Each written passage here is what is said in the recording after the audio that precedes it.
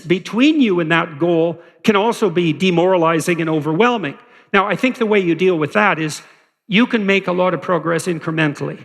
Once you specify a goal, you don't have to leap from where you are to the goal in one fell swoop.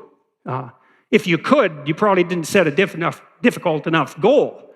It's okay to make incremental movement forward. That's why there's another rule here, which is compare yourself to who you were yesterday, not to who someone else is today.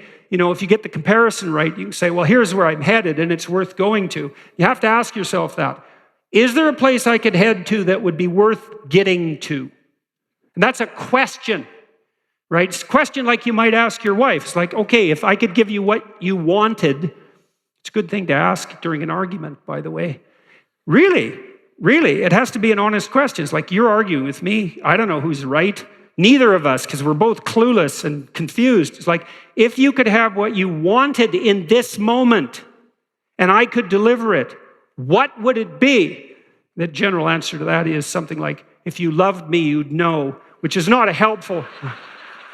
How come you know that answer? It's not a helpful answer. It's like, no, I'm too stupid to know what you want, that's for sure. I mean, you don't even know what you want. So how in the world am I going to figure it out? But it's a lovely gift to offer your partner, by the way, the conditions for your satisfaction.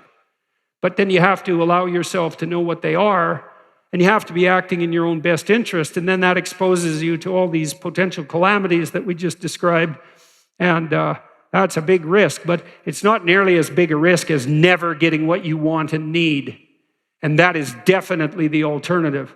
And that's a pathway to bitterness and cynicism and a wasted life. And bitterness and cynicism, that's just where that starts. It gets way worse as it compounds. And so it's very useful to treat yourself like you're someone you're responsible for helping. And it is very useful to compare yourself to who you were yesterday, not to who someone else is today. There's no way of interacting with someone, including yourself, that's more productive than to give targeted reward where credit is due, to give credit where credit is due. And you might say, well, how can I treat myself well, given that I'm nothing but the embodiment of serpentine, what would you call it, errors and sins? And the answer is, well, if you're a little better than you were previously, that's something. Really. And maybe that's what you want to see in your kids, right? I mean, you don't want to push them too far. You don't want to punish them if they haven't made huge leaps forward developmentally. What you want to see is incremental progress that requires some effort. And that's actually what your kids really love too. If they're playing hard, they're on the edge, they're pushing themselves to develop their skills, maybe they're playing a sport, they're pushing themselves to move incrementally at the optimum rate. That's another thing that play indicates, by the way. That's so cool to know too. Play signals that you're pushing yourself forward at the optimal rate. Because you can't stay static, and you can't absorb too much change at once. How do you know when it's right? Well, it's engaging, it's meaningful, but at the highest level, it's something like play. When you're playing a sport, you want to play against someone who's approximately the same level of skill as you, or maybe a little beyond, right? If you're playing a game with someone who's approximately your equal, and you're pushing each other exactly enough to facilitate optimal movement forward.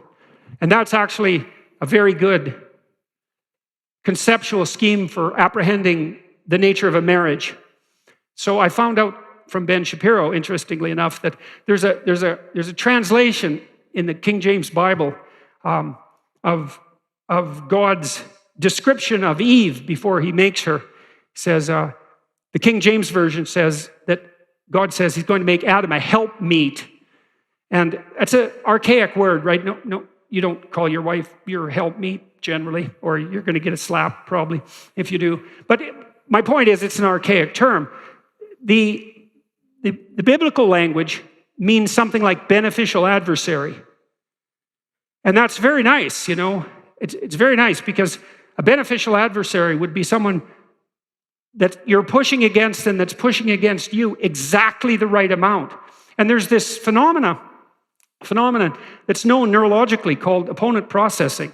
And a lot of the manners in which we make difficult and calibrated decisions neurologically involves two systems working in counterposition to one another. So imagine I want to move my hand smoothly as possible. That's pretty smooth, but I'm shaking a little bit and it's a bit jerky because I'm using voluntary systems to move my hand and they're a little imprecise. If I want to move it perfectly, I go like this.